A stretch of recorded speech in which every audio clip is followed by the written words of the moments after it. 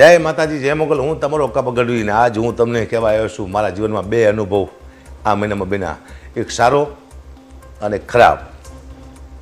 સારો અનુભવ મને ગુજરાત પોલીસનો મારા જીવનમાં બન્યો આ 15 દિવસમાં, 12 થી 15 દિવસ થયા. અને ખરાબ અનુભવ મને બન્યો સિવિલ હોસ્પિટલ રાજકોટ. મારા બેન છે, ગરીબ માણસ છે, ગૌશાળામાં નોકરી કરે છે, આખું પરિવાર. અને એ લોકો ચાલતા ચાલતા રાજકોટથી જતા હતા હળવદ માતાજી દર્શન કરવા માટે. અને વચમાં એક ગાડીવાળાએ મારા બેન રાતે 5 વાગે 5 થી 6, 5:30 ઉડાડી દીધા ગાડીવાળાએ. અને ગાડીવાળો વહી ગયો અને હેમરેજ થઈ ગયું, બેભાન થઈ ગયા હતા. અમે લઈ ગયા સીધા, એ લોકો લઈ ગયા મોરબી સિવિલમાં. એટલે એ કીધું કે અહીંયા નહીં, તમે રાજકોટ સિવિલમાં લઈ જાઓ ફટાફટ. અહીંયા કલાક 2 કલાક અહીંયા બગડ્યા, ટાંકા બાકા લીધા, લોહી નીકળી ગયું જાજુ એવું. પછી સીધા સિવિલ હોસ્પિટલમાં રાજકોટ આવ્યા. હું અહીંયા પગી ગયો. પણ સાહેબ, એટલું ખરાબ અનુભવ મને સિવિલ હોસ્પિટલનો થયો છે. હું આપ સૌને કહું છું, સરકાર પૂરું ધ્યાન આપે છે, પણ અંદર હોસ્પિટલવાળા કોઈ ડૉક્ટર ધ્યાન ન આપતા. સરકાર પૂરી દવા આપે છે, હોસ્પિટલવાળા નથી આપતા. તમામ ડૉક્ટરોની સુવિધા છે, જેટલી પ્રાઇવેટમાં ન એટલી સિવિલમાં હોસ્પિટલમાં સુવિધા આવ્યું છે, પણ કોઈએ ધ્યાન આપ્યું નથી. સાહેબ, 5 કલાકે સિટી સ્કેન થયું છે મારી બેન. 5 કલાકમાં માણસ મરી જાય. લાઈન નથી આમ 10-12 જણાની ખાટલાની. આપ સીસીટીવી કેમેરા છે, આપ જોઈ શકો છો અહીંયા જઈને તમે. લાઈન હતી આમ. એટલે મેં કીધું ભાઈ ફટાફટ આમ લઈ લો, સિરિયસ છે કીધું. તો એ એક લુખો વાત કરતો, મેં ડૉક્ટર મારી સાથે વાત કરતો હતો કે વારો આવે ત્યારે આવે, બાકી ન આવે તો બે જાઓ શાંતિથી. કે કીધું ભાઈ, હું હકાબા ગઢવી છું, કલાકાર છું, તું મારે આવું વર્તન ભાઈ તમે ડૉક્ટર સાહેબ આવું કરો છો તો નાના માણસ શું થયું છે અહીંયા? હું એ વિચાર કરું છું, નાના માણસ તમે શું જવાબ આપતા છો અહીંયા આગળ? અને સાહેબ મેં એમ કીધું, હું એમને કીધું તમે મારો વારો પહેલાં લઈ લો એમ. પણ આમાં સિરિયસ કોણ છે એ તમે જરા જુઓ, એને તમે પહેલાં લો. કોઈ નહીં, 5 કલાકે સિટી સ્કેન થયું, 3 કલાકે તો ડૉક્ટર આવે છે. ડૉક્ટર મગજનો ડૉક્ટર હોય ને એ 3 કલાકે આવે છે. એટલે સરકારને કહું છું, હું અહીંથી આરોગ્ય મંત્રીને પણ કહું છું કે આપ ચોક્કસ ધ્યાન આપજો સિવિલ હોસ્પિટલમાં રાજકોટની, જેની માથે ગરીબ માણસો નભે છે. એવું હોય તો તમે તમારો કોઈ માણસ મોકલો, ગરીબ નાનો કોઈ વ્યક્તિ, ત્યાં કેવી સર્વિસ મળે તમને ખબર પડે ત્યાં. અને એટલું બેકાર સર્વિસ છે.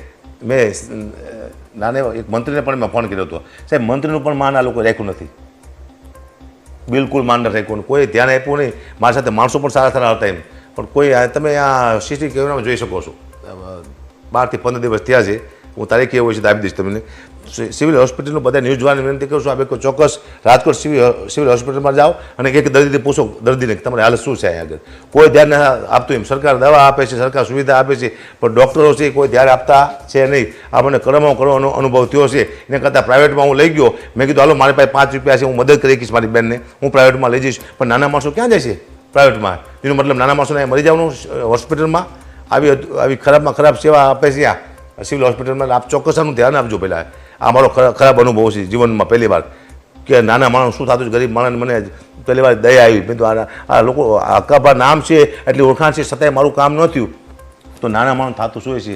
એટલે ચોક્કસ સરકારને કહું છું, આપ ચોક્કસ એકવાર ધ્યાન આપજો. આપણને સરકારને કદાચ ખ્યાલ જ નથી કે હોસ્પિટલમાં શું હાલી રહ્યું છે. સરકાર તો જે સુવિધા જોઈએ એ બધી સરકાર તો આપી દે છે, પણ સામે કામ કરવાનો હોય છે ને. કોઈ ડૉક્ટર હાજર નહોતા, એક પણ ડૉક્ટર હાજર નહોતો અહીંયા.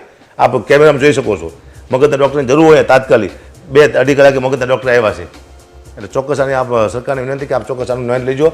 અને ન્યૂઝવાળાને બધાને કહું છું, ચોક્કસ આપ નોંધ લેજો.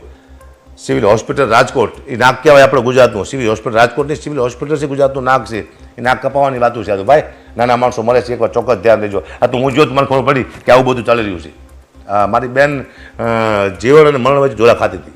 એ તો મારી દયા છે, બચી છે. હજી મારા બેનને ભાનમાં ન થાય. હજી આપ મારા બેનનું ઇન્ટરવ્યૂ લઈ શકો છો. અત્યારે મારા બેન ઘરે જ છે, નડી નાખી છે.